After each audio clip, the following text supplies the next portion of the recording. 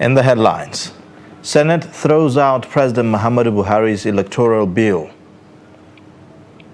Kano State High Court dismisses torture claim by suspected killer of Hanifa Abubakar. National Drug Law Enforcement Agency operatives arrest Taraba kingpin as 7 officers sustain injuries. And on the foreign scene, fresh evacuation effort amid ceasefire as Kyiv announces exit routes for civilians from several cities and towns. Hello and welcome to Trust News Updates. I am Ayuba Ilya. Thank you for joining.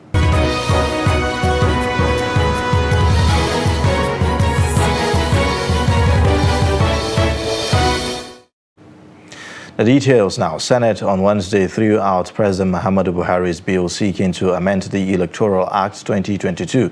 The lawmakers overwhelmingly rejected the bill, titled A Bill for an Act to Amend the Electoral Act 2022 and for Related Matters 2022, a development that effectively stopped its second reading. The bill scaled first reading on Tuesday despite a court order barring the Senate from acting on it.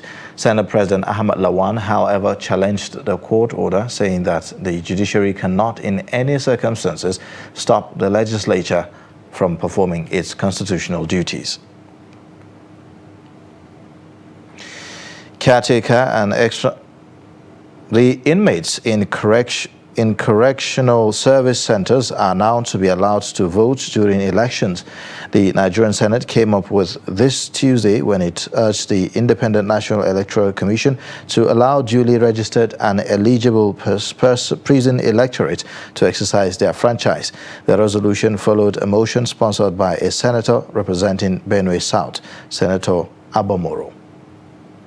Senator Abba Moro, a one-time Minister of Interior, expressed worry over the continuous denial of the voting rights of prison inmates. He noted that Section 25 of the 1999 Constitution, as amended, recognizes them as citizens of Nigeria and as such the right to vote. Senate, considering the number of inmates in various correctional centers nationwide, which is put at 68,000, and the statistics of those awaiting trial who in the eyes of the law are presumed innocent until found guilty, it is forthright and just that such persons be allowed to exercise their franchise, and any attempt by any individual or agency to deny inmates of their rights to vote is unconstitutional, illegal, unlawful, null and void. Other lawmakers who threw their weight behind the motion say prisoners still awaiting or undergoing trial or conviction still have the right to vote and should be allowed to exercise their franchise. You have those who have been condemned to death, who are hardened criminals. If this motion had actually, segregated these classes of inmates in our prisons, then we will accept it. But for somebody who is condemned to death, who is on the death row, you are extending fundamental right to the person to come and vote. I think it's a violation of our own laws. To allow other citizens to vote, it's always good, it will always be okay for inmates to be allowed to vote. Mr. President, the tradition across the world is that most prisoners are allowed to exercise their fundamental human right, and I think Nigeria should not be different. The chamber has then asked the Commission and relevant agencies to carry out voters' enlightenment in all the prisons in Nigeria to educate the inmates of their rights and necessity to exercise the franchise in general elections. Caretaker and Extraordinary Convention Planning Committee, CECPC, of the All Progressives Congress has Wednesday approved the recommendations of its Committee on Zoning.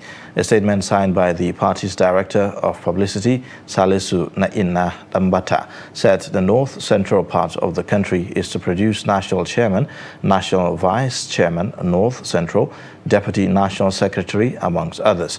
The statement added that the South-South states are to provide the National Vice Chairman, South-South, National Publicity Secretary, National Women Leader, Deputy National Treasurer, amongst others. However, positions of the National Secretary, National Vice Chairman, National Youth Leader, amongst other party leaders are zoned to the north to the southwest. The CECPC also approved the zoning of Deputy National Chairman South, National Vice Chairman Southeast, National Treasurer, National Welfare Secretary, among other party leaders, to the southeastern part of the country. For the northeastern states, they are to produce the Deputy National Chairman North, National Auditor, National Vice Chairman Northeast, Deputy National Financial Secretary, among others. The Caretaker and Extraordinary Convention Planning Committee also agreed that the Northwest should be given the positions of National Vice Chairman, Northwest, National Legal Advisor, National Organizing Secretary, National Financial Secretary, Deputy National Youth Leader, among other party leadership positions. The statement also says that zonal representatives on the CECPC will now coordinate the process in each zones of the Federation. Senator Ademola Adeleke is declared winner of the governorship primary election of the People's Democratic Party in Osun State. The PDP primary, held at the 10,000 capacity Osogbo Stadium, was also contested by Dotun Babayemi. The primary election reportedly held amid allegation of bias and litigations. Recall that the Senator Adeleke emerged the PDP's flag bearer in 2018 when he lost to incumbent Boyega Oyetola of the All Progressives Congress. The governorship election is scheduled to hold on July the 16th. Similarly, Dotun Babayemi has emerged the gubernatorial candidate of the Wale Ojo-led faction of the People's Democratic Party in Osun State. Results at the end of the factional primaries, which held at the WOCDIF Event Center, Osogbo, indicated that Babayemi polled 1,781 votes. According to the returning officer, Adelani Ajanaku, even though some other aspirants have stepped down from the contest, they still made some votes. Now, the Nigerian Bar Association has described the reaction by the governor of Ebonyi State, Dave Umahi, to the court order which sacked him and his deputy, Eric Igwe, from office as impunity of the highest order and executive rascality taken too far. The NBA, in a statement issued by the NBA president Olumide Akpata, expressed displeasure that Umahi, after his sacking, accused the court of murdering justice, adding that the governor also arrogated to himself the judicial powers and magisterial authority to declare the judgment of a court of competent jurisdiction as null and void. Umahi, his deputy, and 17 state lawmakers were on Tuesday sacked on the grounds of their defection from the People's Democratic Party to the All Progressives Congress. Still on legal matters, the Kano State High Court dismisses claim of torture by the suspected killer of little girl Hanifa Abubakar, Abdul Malik Tanko, and his co-accused during police investigation. The court admits the accused statements in police first information report as exhibit. Presiding Judge Justice Usman Naaba holds that from the testimonies of the prosecution witnesses, it is clear that the accused offered their statements voluntarily. The judge adjourned the case to March 22nd for further hearing. In trial, and our contention was right from the word go that the statement were given voluntarily, and we brought in witnesses to confirm that. Most importantly, under cross-examination, both the first and third defendants confirmed that it was their statements. So, of course, the court had every reason to believe that the statements were obtained voluntarily, and is so held in its ruling earlier this morning. And of course, from there we proceeded. We brought in the other witness, and who also, through him, is a police officer. We tendered the statement of the second defendant, which was also tendered in evidence today. So far so good. Part of the principle of law that when we go to trial within trial, if the court ruled, we congratulate the court for doing what he did. I have no reservation. It's from the process that caused it to be done. And if the court gives its ruling, we congratulate him. Lagos State Governor Babajide Sanwo-Olu assures killers of Olubamiche will be brought to book. Residents of Ayobo are demanding justice for the soul of the victim of BRT abduction. The report. Some residents of Ayobo community in Alimosho local government area protested at the family house of late Bamiche Ayonwole, allegedly kidnapped inside a BRT bus with her body dumped on Carter Bridge. The residents who carried placards and were chanting justice for Bamiche said they are concerned about the change in statement of the BRT bus driver alleged to have abducted and killed Bamiche. All I want is justice, true justice, and absolute judgment that will not be influenced by high authority. I'm from Ekiti State, so I will want the Ekiti State government to please interfere in this matter through collaboration with Lagos State to conduct a thorough investigation, because I'm nobody and I don't have anybody to help me except God. It's unfortunate this incident happened because she has been trying to reach me for a while. Now, because her phone was faulty and I could hardly hear her whenever she called, until she got a new phone recently. They say they are worried about the body language of the government and the police on the matter.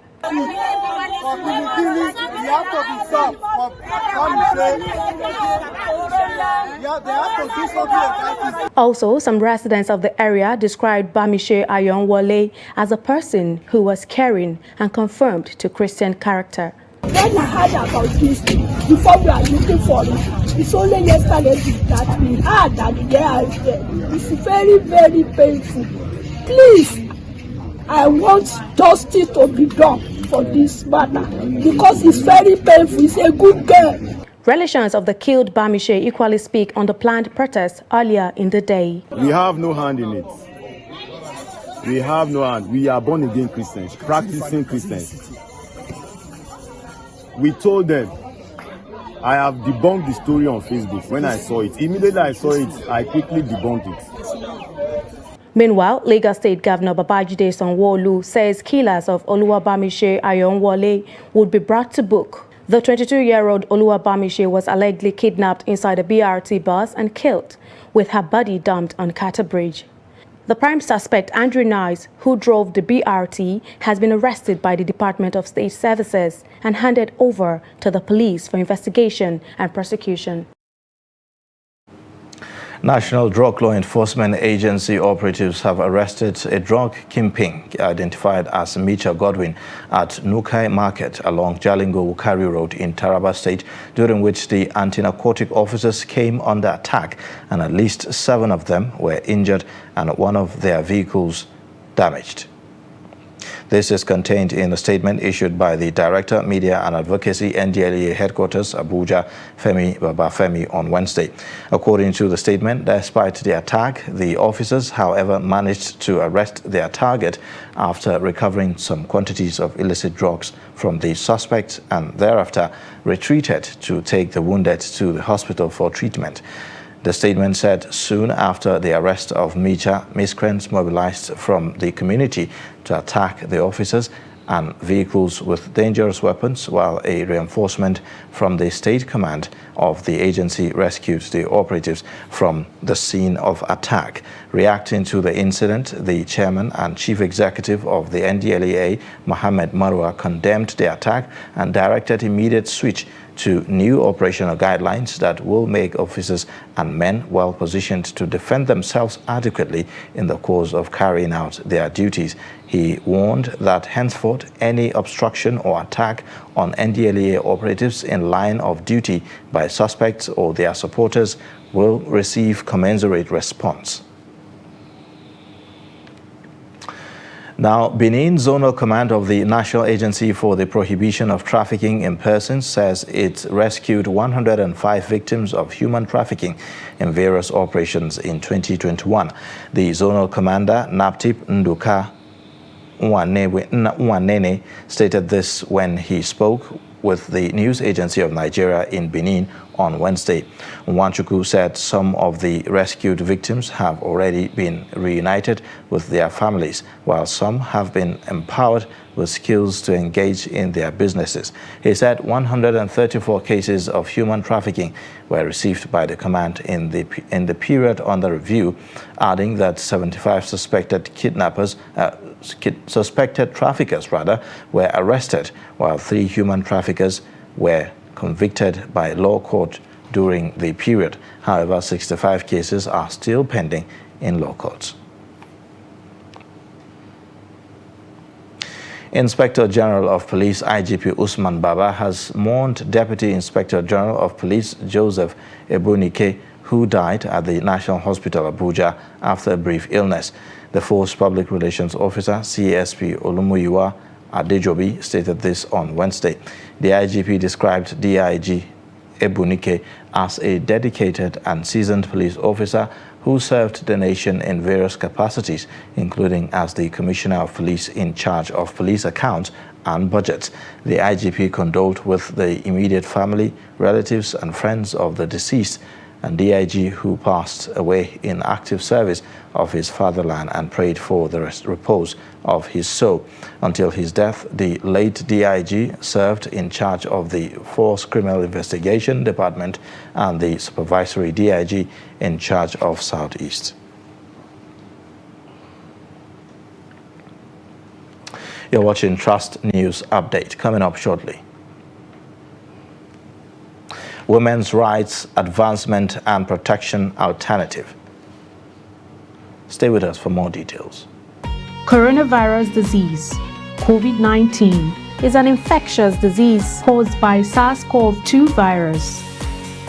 Most people who fall sick with COVID-19 will experience mild to moderate symptoms and recover without special treatment. However, some will become seriously ill and require medical attention. The virus can spread from an infected person's mouth or nose in small liquid particles when they cough, sneeze, speak, sing, or breathe. These particles range from larger respiratory droplets to smaller aerosols. You can be infected by breathing in the virus if you're near someone who has COVID-19 or by touching a contaminated surface and then touching your eyes, nose, or mouth. The virus spreads more easily indoors and in crowded settings. Maintain a safe distance from others at least 2 meters even if they don't appear to be sick. Wear a mask in public, especially indoors or when physical distancing is not possible. Clean your hands often. Use soap and water or an alcohol-based hand sanitizer. Cover your nose and mouth with your bent elbow or a tissue when you cough or sneeze. Stay home if you feel unwell. Get vaccinated. Properly fitted masks can help prevent the spread of the virus from the person wearing the mask to others. Masks alone do not protect against COVID-19 and should be combined with physical distancing and hand hygiene. Protect yourself and others around you by knowing the facts and taking appropriate precautions. Follow advice provided by your local health authority. This message is brought to you by Trust TV.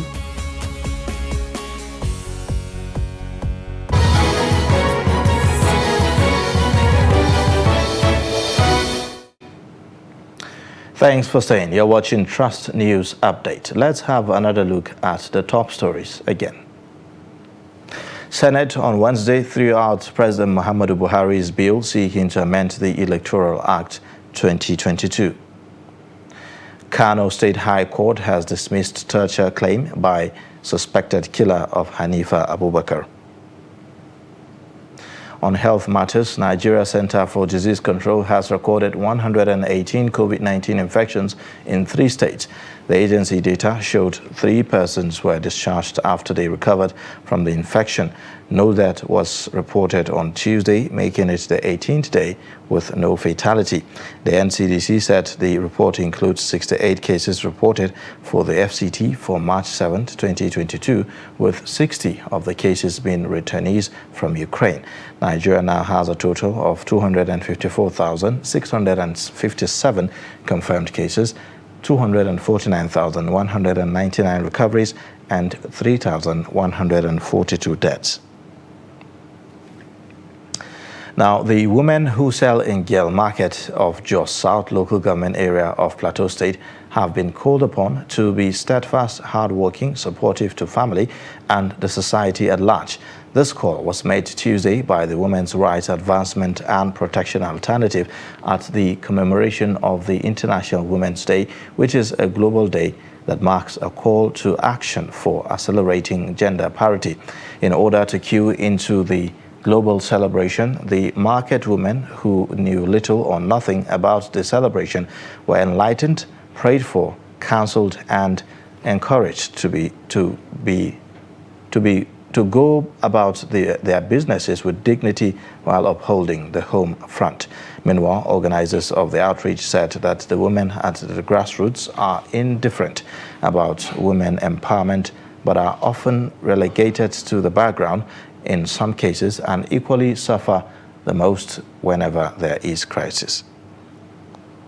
I'm very, very happy today, the 8th of March, to be alive among the women in Nigeria, in Plateau State, to celebrate this global advocacy day, lobbying day for women. We are here today in this market to sensitize and also lobby to the women, that they know their rights and demand for their rights from the stakeholders, from the policymakers, from the legislators. We are here to give them a voice and to join our voice with theirs, to raise this voice so that the bills, the gender bills, equal and gender opportunity bill that has been refused to be signed at national level, to be signed so that these women, the women in Nigeria, can get their rights. And also in Plateau State, it has been signed, it has been domesticated, but we need a gender commission so that women's issues can be tackled. Women can have their issue, they can go for regression, and their issues can be solved. We are tired of women being raped, girls being raped, women being battered through gender-based violence. We want enough of that. Women not given the opportunity to exploit their capacity as women. Women are being suppressed. Enough of that. Women should be given opportunity to serve and participate and bring their quota to the table in Nigeria. I'm just happy that we have this gender equality today for sustainable tomorrow as the theme for this year. I just pray that the members of NAS will have a rethink, because they have sisters, they have mothers, they have aunties, and if they don't do something today, who is going to help the country tomorrow? We're all sending our girl child to school. What's the essence of sending them to school? We will not create the enabling environment for them to operate and add to nation building. So it is our prayer that after this International Women's Day celebrations, after all the cries, that our lawmakers will go back and then re-strategize and think of at least signing some of the bills. If for not, then let's have a 35% affirmative action signed into law. And that was how the Women's Rights Advancement and Protection Alternative wrapped up their International Women's Day celebration in Gale Market of Jos South local government area of Plateau State. The women were mobilized, were educated, were prayed for, and they were encouraged to be bold, to participate in politics and to pursue their rights diligently.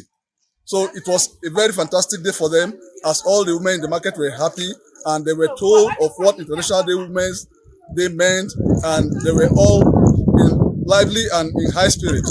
So it's expected that as the women pursue their right in the society, that the men too should be by their side to give them the needed support. For Trust TV News, Jos Dixon Salami Adama reporting. And in business news, trading in the fixed income and currency market has slumped back to declining trend after the December 2021 uptick.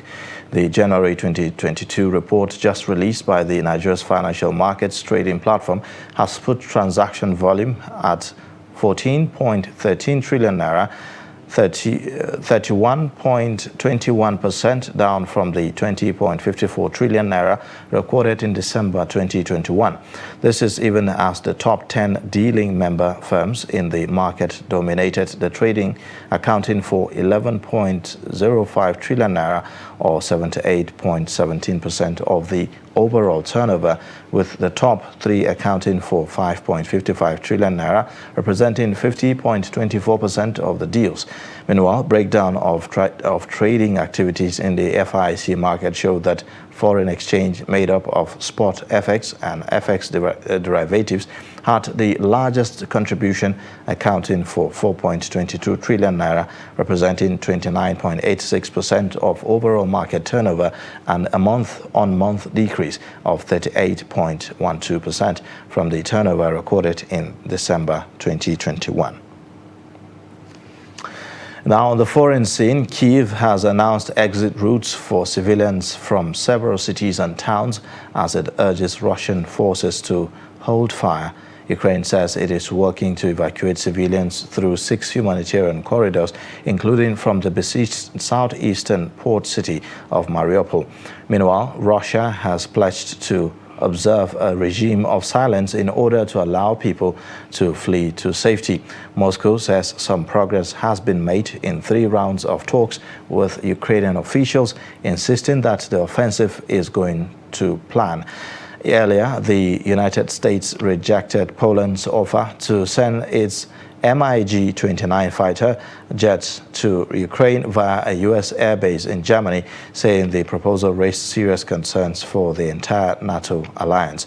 Russia has warned that supporting Ukraine's air force will be seen in Moscow as participating in the conflict and open up supplies to possible retaliation. And now, on a sad note, in sports, a former Super Eagles player, Justice Christopher, is dead. The former midfielder reportedly slumped in his hotel in Holshe, off Tudunwada Ring Road, Jos Plateau State, on Wednesday. The deceased had reportedly been battling high blood pressure, however, full of life, and showed no sign of health challenge when seen in the company of his friends on Tuesday. His remains have been deposited at the Plateau Specialist Hospital, while an autopsy is expected to be carried out on his corpse. Christopher played for several clubs, including Katsina United, Sharks FC, Bendel Insurance, Antwerp, Belgium, Levski Sofia in Bulgaria, among others, before announcing his retirement after the end of the season 2006 to 2007 season. With that, we wrap up the Trust News Update. Connect with us via our social media platforms and also subscribe to our YouTube channel to watch us live. I am Ayuba Ilya. Thank you for watching.